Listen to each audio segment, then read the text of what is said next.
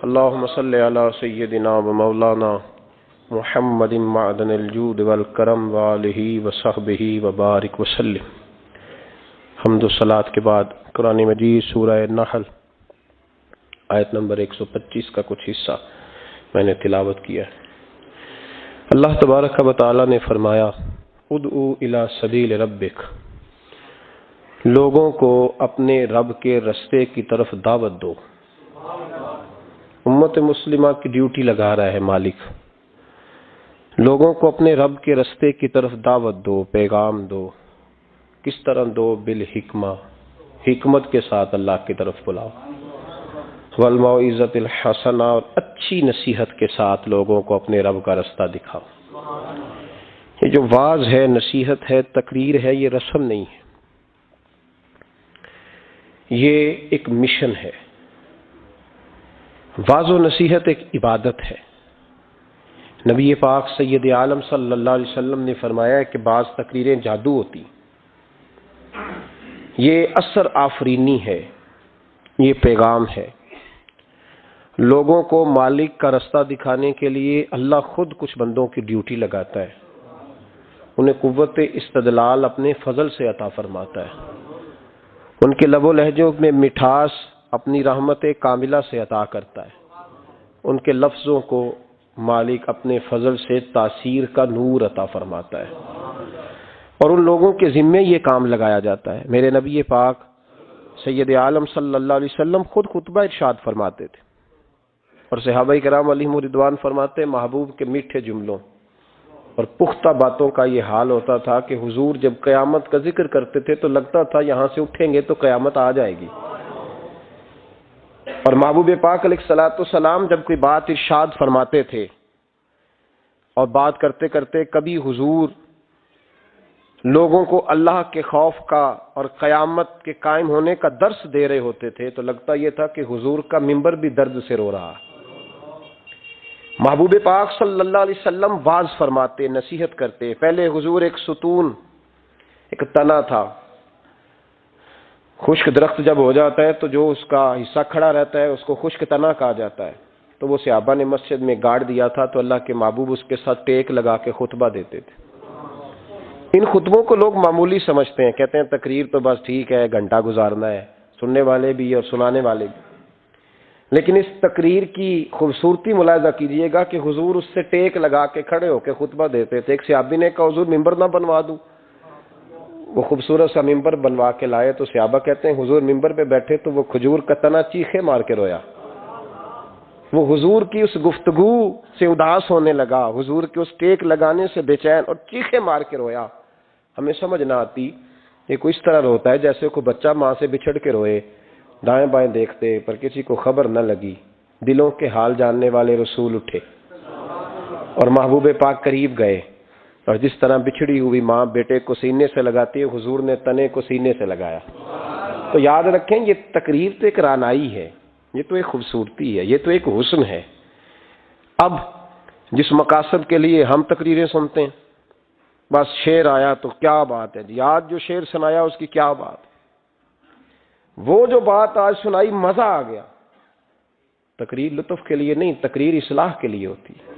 تو بتا تو نے اس سے حاصل کیا کیا، تیرے اندر تبدیلی کیا آئی، تو نے وہاں سے کیا چیز سیکھی، کون سا تیرا آج رخ بدل گیا، کس طرف تیری توجہ ہٹ گئی۔ بہت سارے تو ایسے ہیں جو تقریر کرنا ہی چھوڑ گئے، اور جو کرتے ہیں وہ بھی تقریریں نعروں کی نظر ہیں الا ماشاءاللہ، اور برسوں سے جو خود محفل نعت کرانے والا ہے وہ بیچارہ خود نمازی نہیں بن سکا، جو کئی سالوں سے ہر سال محفل سجاتا ہے اس نے کیا حاصل کیا وہاں سے۔ تقریر ایک خوبصورتی ہے۔ میرے محبوب کی تقریریں اور ان تقریروں کا کبھی حسن پوچھنا ہو تو صرف مسجد نبی کے ممبر سے خوشبو نہیں آئے گی، بلکہ آپ کو بدر کا میدان بھی بتائے گا کہ میں نے بھی مصطفیٰ کے خطبے سنے ہوئے ہیں، آپ کو احد کے پہاڑ بھی بتائیں گے کہ ہم نے بھی حضور کے خطبے سنے ہیں، اور آپ کو حنین کی وادیاں بھی بتائیں گی کہ مصطفیٰ خطبہ دیتے تھے۔ اور خانہ کعبہ میں جب حاجی طواف کر رہے ہوتے ہیں اور خطبہ جمعہ پڑھا جا رہا ہوتا ہے تو کعبہ کہتا ہے لوگوں مجھ سے پوچھو فتح مکہ کے موقع پر اونٹنی پر بیٹھ کر جب مصطفیٰ نے خطبہ پڑھا تھا، کیا خطبہ تھا، کیا رنگ تھا، کیا رانائی تھی۔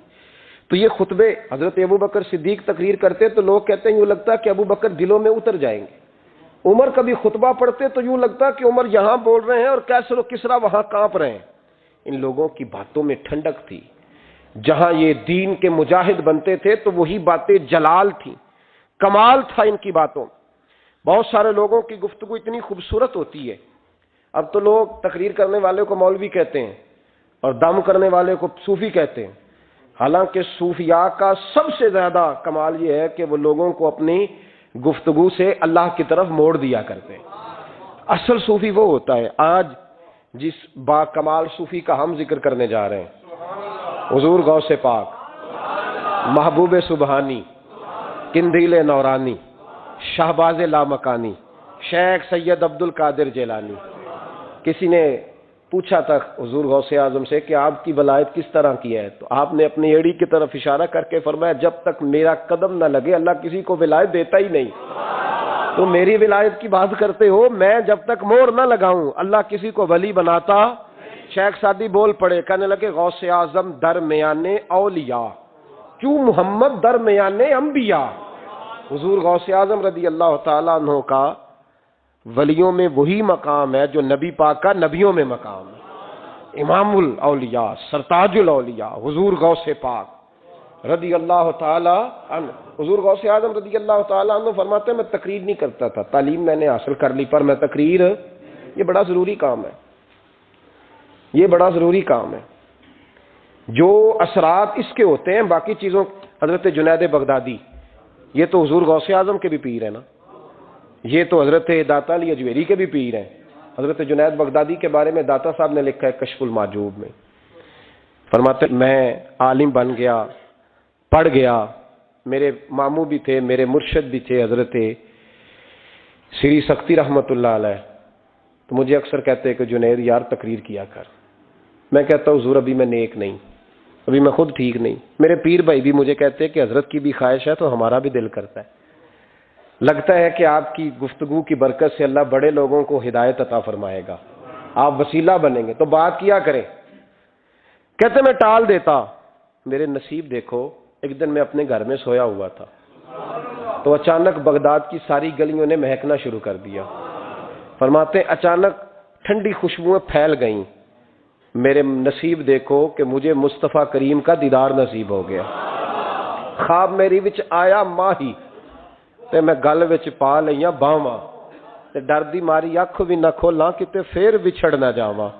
کہتے ہیں حضور تشریف لائے تو مصطفیٰ نے بڑا ہی نوازا, محبوب نے بڑا ہی نوازا. کاش آپ کو لذت آئے اس بات کی. حضور نے اللہ اکبر بڑا ہی نوازا. کہتے ہیں محبوب جانے لگے تو ہلکا سا جملہ, میٹھی سی بات, ایک جملہ بڑا میٹھا سا. جاتے دفعہ فرمانے لگے جنید تقریر کیا کر یار, تقریر کیا کر. داتا صاحب لکھتے ہیں, داتا صاحب فرماتے ہیں کہ حضرت جنید بغدادی کہتے ہیں عرض کی حضور اب تو ضرور کروں گا, اب تو روز کروں گا, کھول کے کروں گا. فرماتے ہیں میں جب اٹھا نا, فجر کی اذان ہوئی, وضو کیا, سنتیں پڑھی تو دل میں چور آ گیا. میرے دل میں خیال آیا کہ پیر صاحب نے تو کبھی نہیں بتایا کہ انہیں دیدار ہوا ہے, تو مجھے تو ہوا ہے نا. پیر صاحب نے, بہت سارے لوگ پیر صاحب سے خود سیانے ہوتے ہیں نا, ان کو خود نور نظر آتا ہے روز خواب میں, وہ بہت سارے جلوے خود بیان کر لیتے ہیں. تو کہتے ہیں میرے دل میں خیال آیا کہ پیر صاحب نے تو کبھی نہیں بتایا تو مجھے تو ہوا ہے. کسی درویش نے ایک شعر کہا تھا پر بڑے مسئلے اس نے حل کیے. وہ کہنے لگا جڑے محرم راز حقیقت دے او راز حقیقت کھول دے نہیں, اوے جنہ ویکھیا نہیں او کرن گلاں, جنہ ویکھ لیا او تے بول دے ہی نہیں. جنہ ویکھ لیا او ان سے بولا جاتا بھی نہیں, بولا جاتا بھی نہیں. تو کہتے ہیں میں سنتے گھر پڑی تو خرامہ خرامہ چلا تو دل میں چور تھا, بانج فقیروں کسے نہیں ماریا, اے ہوئی چور اندر دا.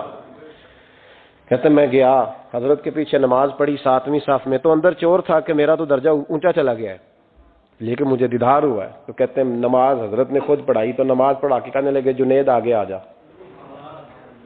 فرماتے ہیں میں 3ری صف میں آ گیا تو کہنے لگے چل یار تھوڑا اور نیڑے آ جا. کہتے ہیں میں قریب جا کے نا پہلی صف میں بیٹھا تو کہنے لگے ادھر آ میرے ساتھ بیٹھ. کہتے ہیں میں ان کے ساتھ بیٹھ گیا, حضرت کے ساتھ. یہ بھی کسی نصیبوں والوں کو نصیب ہے نا.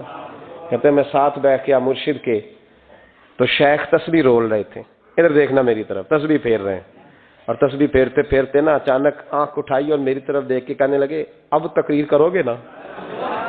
جڑے محرم راز حقیقت دے، اب کرو گے نا تقریر؟ تو میرے اندر تو چور تھا، میں نے کہا جی اب کیا ہوا ہے؟ چور تھا نا کہ مجھے پتا ہے کسی کو پتہ ہی نہیں، اب کیا ہوا ہے؟ تو کہتے ہیں وہ چپ کر گئے۔ چند منٹ کے وقفے کے بعد پھر فرمانے لگے اب کرو گے نا تقریر؟ کہتے ہیں اندر چور بیٹھا تھا، میں نے کہا حضور ہوا کیا ہے بتائیں تو صحیح۔ کہتے ہیں انہوں نے تسبیح چھوڑی، جبہ سمیٹا اور چہرہ میری طرف پھیرا، اور میں نے ان کی آنکھوں میں جو روشنی آج دیکھی پہلے کبھی نہیں دیکھی تھی، لب و لہجے میں جو جلال آج دیکھا وہ کبھی نہیں دیکھا تھا۔ فرماتے ہیں حضرت بولے نظر تو وہ ظالم نظر ہے، اٹھے تو بیڑا ہی پار کر دے، گرے تو خانہ خراب کر دے۔ فرماتے ہیں میں نے حضرت کا جلال دیکھا اور میری طرف دیکھ کے فرمانے لگے جنید کل جو رات گزری ہے مجھے خواب میں اپنے رب کا دیدار ہوا تھا۔ تو مالک نے پوچھا کہ سری کوئی بات بتا، تو میں نے عرض کی مولا ایک کی مرید تیار کیا ہے وہ بھی تقریر نہیں کرتا، کبھی تیرے حبیب کا ادھر کا پھیرا ہو تو ذرا جنید کو اشارہ کر جائے تو چلو میرا بھی کام بن جائے گا، لوگوں کا بھی نفع ہوگا۔ کہتے ہیں حضرت جنید بغدادی کہ میری چیخ نکلی، اللہ اکبر کہا تو میرے کپڑے پھٹ گئے، بغداد کی وہ مسجد ساری رونے لگی۔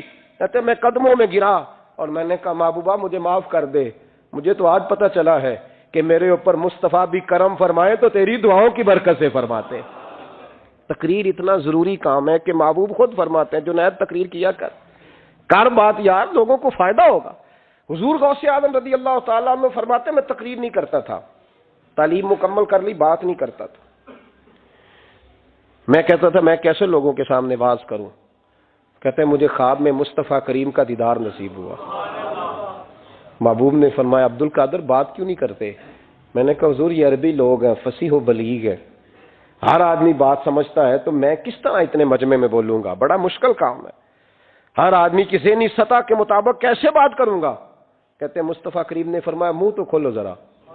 کہتے ہیں میں نے منہ کھولا تو حضور نے 7 دفعہ لعاب دہن میرے منہ میں ڈال دیا۔ فرمایا اب تو بولتے جانا اور میری برکتیں تیری مدد کرتی جائیں گی۔ آپ فرماتے ہیں اگلی شام میں سویا تو مولا علی شیر خدا بھی آ گئے، تو فرمانے لگے عبد القادر منہ کھول نا بیٹا تو میرا بھی ہے۔ کہتے ہیں میں نے منہ کھولا تو حضرت علی نے 6 دفعہ لعاب دہن ڈالا، تو میں نے کہا حضور آپ نے 6 دفعہ ڈالا ہے؟ تو خواب میں حضرت علی فرماتے ہیں کہتے ہیں بیٹے میں نبی پاک کے برابر تو نہیں نہ ہو سکتا، میں نبی پاک کے برابر، حضور نے 7 دفعہ ڈالا ہے تو 6 دفعہ اس لیے ڈالا ہے کہ میں حضور کے برابر۔ صحابہ تو خواب میں بھی آ کے کہتے ہیں ہم نبی کے برابر نہیں، تو کیسے نبی کے برابر بن گیا؟ وہ تو خواب میں بھی آ کے کہتے ہیں کہ ہم حضور کے برابر ہیں، تو زندگی میں دعوے کرتا پھرتا ہے۔ حضور غوث اعظم فرماتے ہیں بس پھر چھوٹی سی مسجد اور اس میں نے تقریر شروع کی، میں اکیلا ہی چلا تھا جانب منزل مگر، پھر لوگ ملتے ہی گئے، پھر کارواں بنتا گیا۔ فرماتے ہیں چھوٹی سی مسجد، پھر مسجد بڑی ہوئی، پھر مجمع بڑھ گیا۔ فرماتے ہیں پھر جامع مسجد، پھر مجمع وہاں بھی کم پڑ گیا، پھر بغداد کی عیدگاہ وہ بھی بھر گئی تو صحرا میں جا کے خیمے لگ گئے۔ کہتے ہیں تقریر ہوتی تو ہزاروں کا مجمع، ہزاروں کا۔ ملا علی قاری کہتے ہیں غوث اعظم کے اجتماع میں 70 ہزار لوگ شریک ہوتے تھے، ہزاروں علماء کاغذ قلم لے کے بیٹھے ہوتے تھے کہ غوث پاک جو باتیں بیان کریں گے تفسیری نقطے ہم نے نوٹ کرنے۔ اور حضور غوث اعظم کو اللہ نے یہ کمال دیا تھا، کمال، یہ آپ کی کرامت تھی کہ بغیر سپیکر کے بولتے تھے، جیسی سمجھ پہلے والے کو آتی تھی ویسی آخری والے کو آیا کرتی تھی۔ آج نا کرامت کی بات آتی ہے تو بندے چھپنے لگ جاتے ہیں، کہتے ہیں نہیں یہ نہیں ہو سکتا، بڑا مدافعانہ سا عمل، بڑا شرمندہ سا لب بولا ہے جی وہ غوث پاک۔ ایک دن ایک صاحب کرامت بیان کر رہے تھے تو بڑے جھجک کے حضور غوث اعظم، میں نے کہا تو بیٹھ مجھے بیان کرنے دے، تو ڈر رہا ہے کرامت سے ڈر رہا ہے، مجھے بیان کرنے دے، میں بیان کرتا ہوں، مجھے بیان کرنے دے۔ ملا علی قاری علیہ رحمہ نے لکھا ہے، دیگر بہت سارے لوگوں نے لکھا ہے، غوث اعظم خطبہ دے رہے تھے، تقریر کر رہے تھے، اچانک ہاتھ آگے بڑھایا تو یہاں تک ہاتھ بھیگ گیا غوث اعظم کا۔ ہاں کھول کے دیکھے، کھول کے بات کر رہا ہوں، ہاتھ یہاں تک بھیگ گیا۔ مرید کہتے ہیں ہم نے پوچھا حضور پانی بھی کوئی نہیں، ہاتھ بھیگ گیا۔ میں چپ کر کے سبق پڑھو، شاگردوں کو پڑھا رہے، چپ کر کے سبق پڑھو۔ تھوڑی دیر گزری، چند گھنٹے تو ایک قافلہ آ گیا، سارے لوگ پانی میں بھیگے ہوئے ہیں۔ حضور غوث اعظم کے سامنے کھڑے ہوئے، کہا حضور آپ نے بڑی کرم نوازی فرمائی، بڑی کرم نوازی۔ وہ شاگرد کہنے لگے ہوا کیا؟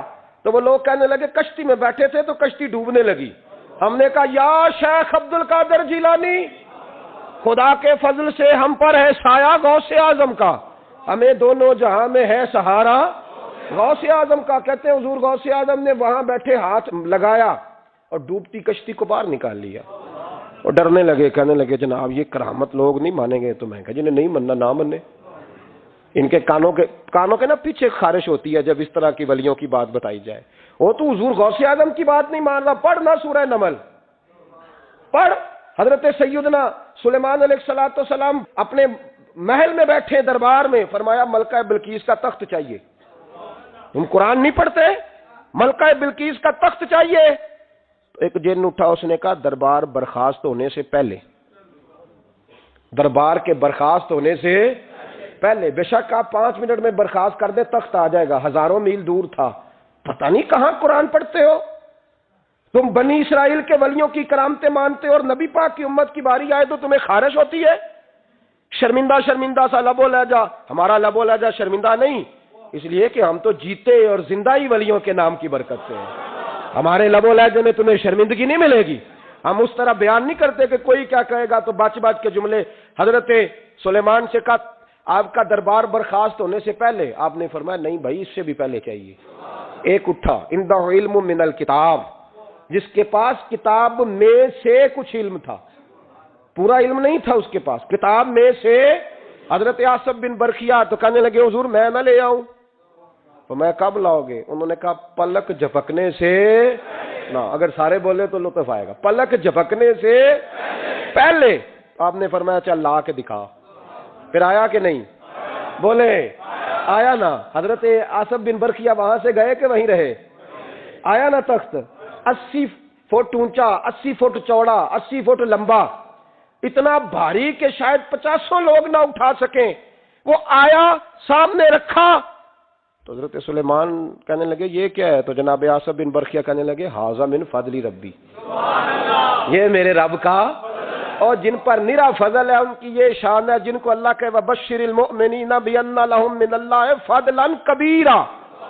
محبوب اپنے غلاموں کو خوشخبری دے دے کہ تیرے غلاموں پر میرا بڑا فضل ہے، فضل نہیں فضل کبیر ہے۔ تو جن پر نرا فضل ہو وہ تو بغیر جائے تخت لے آئے، اور جن پر فضل کبیر ہو وہ ڈوبتے ہوئے مرید کو ہاتھ ڈال کے بچا نہیں سکتے، وہ نہیں بچا سکتے۔ ڈر ڈر کے کیوں بات کرتے ہو؟ کھول کے کہو خدا کے فضل سے ہم پر ہے سایہ غوث اعظم کا، ہمیں دونوں جہاں میں ہے سہارا غوث اعظم، اور خدا دے گا منادی حشر میں یہ قادریوں کو۔ اور اس سے مراد ہر حضور غوث اعظم کا نام لینے والا قادری ہے۔ خدا دے گا منادی حشر میں یہ قادریوں کو۔ کہاں ہے قادری؟ کر لے نظارہ غوث اعظم کا۔ کہاں ہے قادری؟ کر لے نظارہ غوث اعظم کا رضی اللہ تعالی عنہ۔ اور جمیل قادری 100 جاں سے ہو قربان مرشد پر، یہ اعلیٰ حضرت کے خلیفہ تھے جنہوں نے لکھا ہے، کہتے ہیں جمیل قادری 100 جاں سے ہو قربان مرشد پر، بنایا جس نے مجھ جیسے کو بندہ غوث اعظم کا، بنایا جس نے مجھ جیسے کو بندہ غوث اعظم کا۔ حضور غوث اعظم کی کرامات کا تو یہ حال ہے کہ ملا علی قاری کہتے ہیں تواتر ہے کرامتوں میں، اور کہتے ہیں لکھتے وقت سوچتے ہیں کون سی لکھیں کون سی چھوڑیں، کون سی لکھیں۔ اور ایک عیسائی مسلمان دونوں جھگڑا کر رہے ہیں، غوث اعظم گزر رہے ہیں، جھگڑا ہو رہا ہے۔ عیسائی مسلمان سے کہتا ہے ہمارے نبی عیسیٰ علیہ السلام نے مردے زندہ کیے، تمہارے نبی نے بھی کو کیا تو بتاؤ۔ مسلمان پڑھا ہوا نہیں تھا، حالانکہ نبی پاک نے بڑے مردے زندہ کیے، پڑھا نہیں تھا، بتا نہ سکا۔ غوث اعظم کے کان میں آواز گئی تو جا کے عیسائی کا بازو پکڑ کے جھنجھوڑا، فرمانے لگے کیا کہا تم نے؟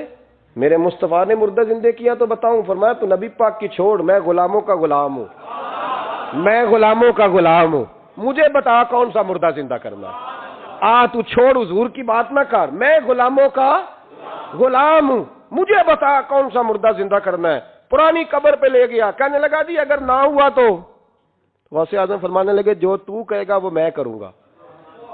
تو کہنے لگے اگر ہو گیا تو، اگر تو غوث اعظم کہنے لگے نہ میرے خانقاہ پہ جھاڑو دینا، نہ میرے برتن مانجنا، نہ میرے گھر کا سودا لانا، اگر زندہ ہو گیا تو بس میرے نبی کا کلمہ پڑھ جانا، بس میرے رسول کا کلمہ پڑھ جانا۔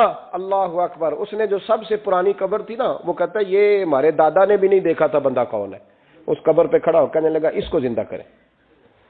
تو غوث اعظم رضی اللہ تعالیٰ عنہ قبر کے سرانے کھڑے ہوئے تو دعا کرنے لگے, کہنے لگے مولا اپنے لیے نہیں تیرے رسول کے لیے.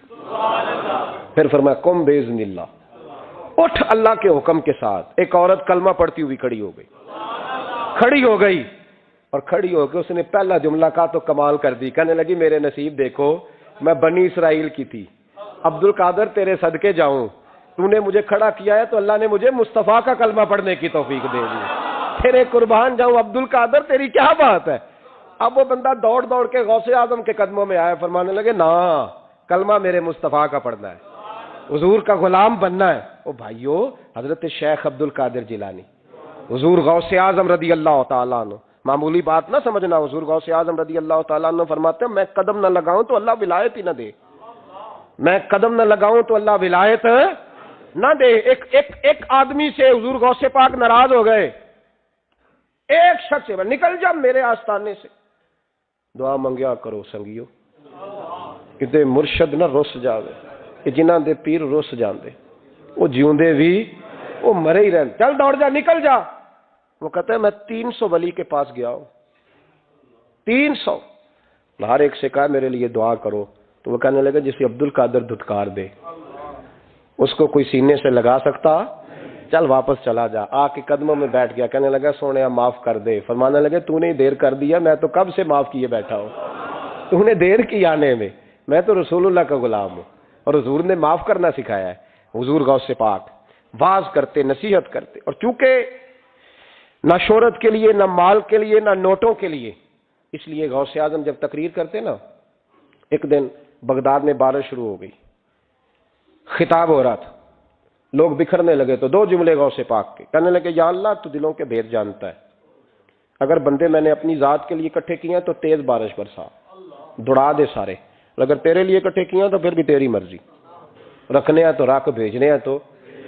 حضرت یحییٰ کہتے ہیں سارے بغداد میں بارش ہوتی تھی, پر جہاں غوث اعظم کی محفل ہوتی تھی وہاں کوئی نہیں ہوتی تھی, وہاں کوئی نہیں ہوتی تھی. غوث اعظم تقریر کرتے کبھی کبھی وجد آتا تھا.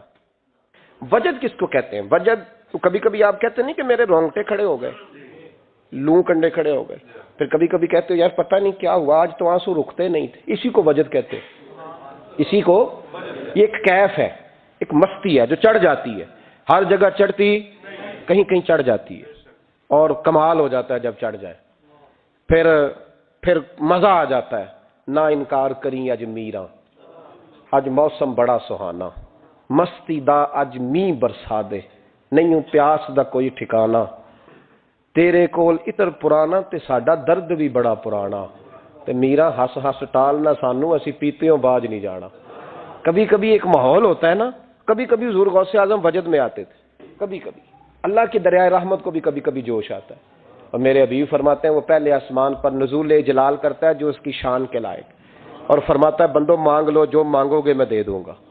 میرے محبوب کے دریائے رحمت کو بھی جوش آتا تھا. حضور فرماتے تھے آج پوچھو جس نے جو پوچھنا ہے پوچھو. حضور فرمایا کرتے تھے. ایک دن حضرت ربیہ بن کعب سامنے کھڑے ہیں تو میں سال یا ربیہ جو دل کرتا ہے مانگ لے, تیرا نبی تجھے دے دے گا. کبھی کبھی دریائے کرم جوش میں, تو غوث اعظم کو کبھی کبھی جوش آتا تھا.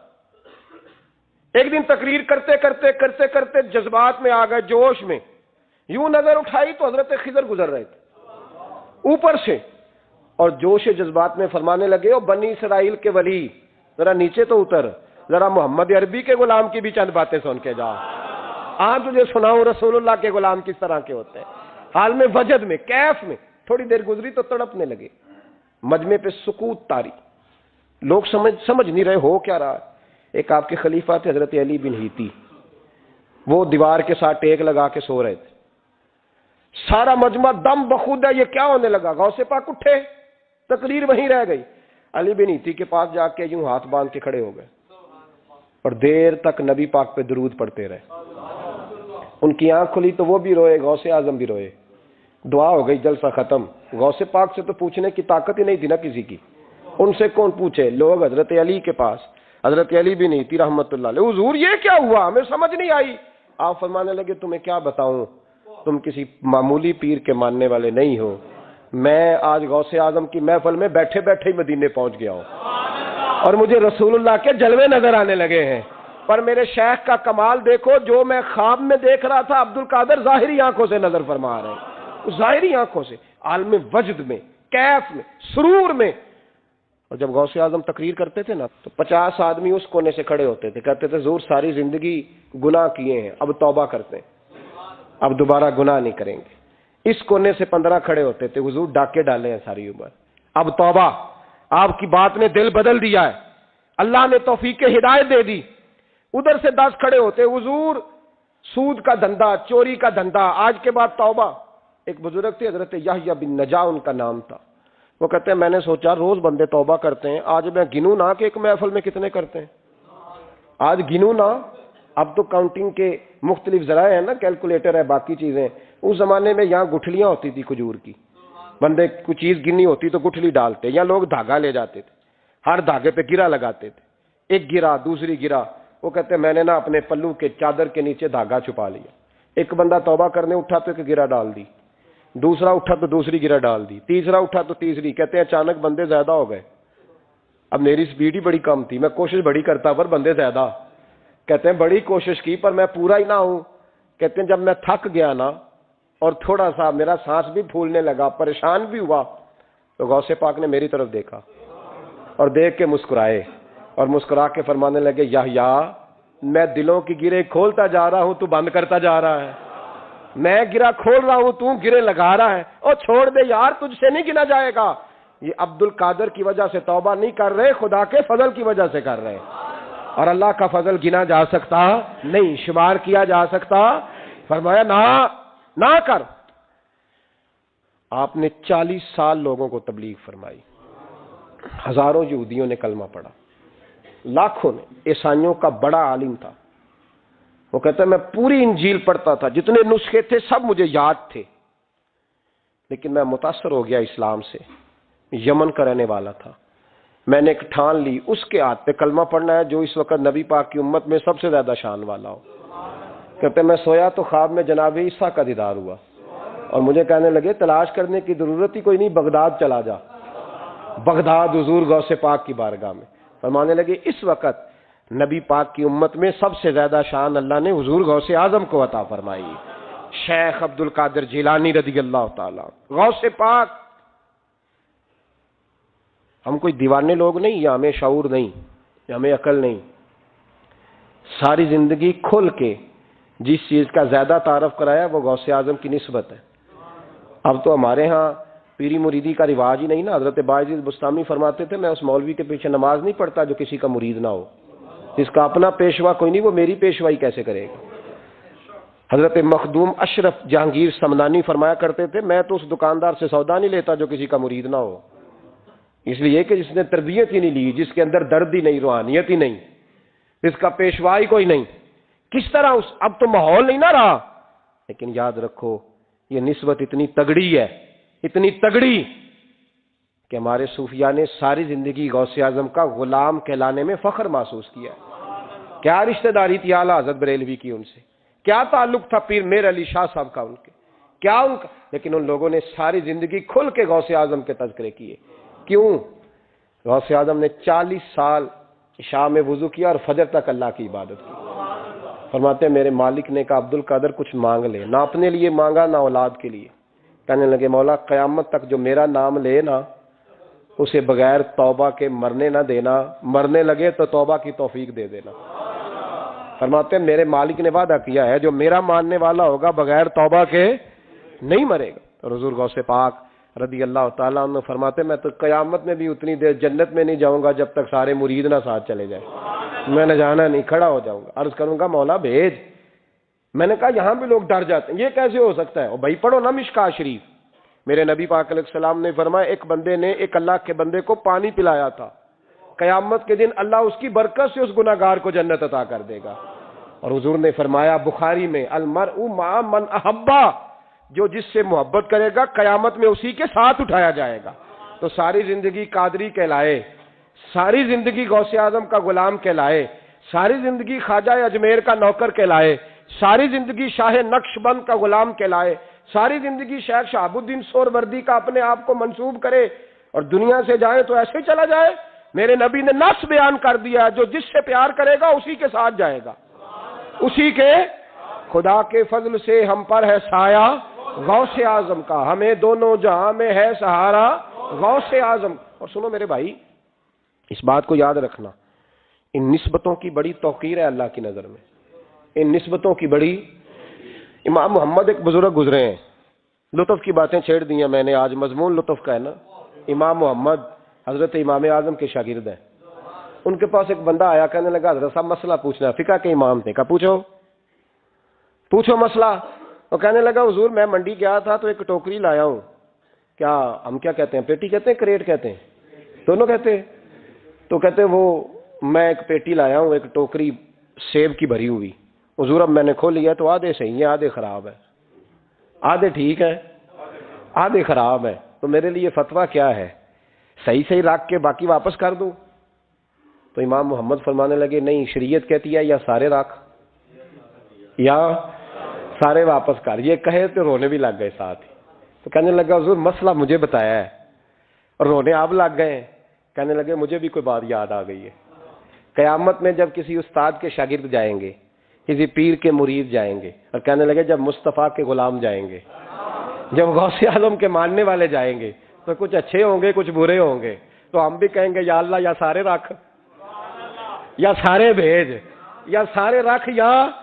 تو فرمایا رب کریم نیکوں پہ ظلم تو کرے گا نہیں، اس لیے امید ہے وہ کہے گا میں نے جنت کھول دی ہے، لہذا رسول اللہ کی ساری امتی جنت میں داخل ہو جائے، ساری امتی جنت میں داخل ہو جائے۔ پیش حق مجدہ شفاعت کا سناتے جائیں گے، آپ روتے جائیں گے، ہم کو ہنساتے جائیں گے، باغ جنت میں محمد مسکراتے جائیں گے، پھول رحمت کے گریں گے، ہم اٹھاتے جائیں گے، حشر میں ہوگا ہمارا داخلہ اس شان سے، ہم یا رسول اللہ کا نعرہ لگاتے جائیں گے، یا رسول اللہ کا نعرہ حضور غوث پاک رضی اللہ تعالیٰ عنہ فرمانے لگے، میں نے عرض کی مولا میرا نام لینے والے بغیر توبہ کے نہ مرے، تو فرمایا عبد القادر جب وعدہ رہا جو تیرا نام لے گا مرنے سے پہلے توبہ کی توفیق دے دوں۔ ان نسبتوں کو لوگ معمولی سمجھتے ہیں، ان کو معمولی جانتے ہیں، اور حضور غوث پاک۔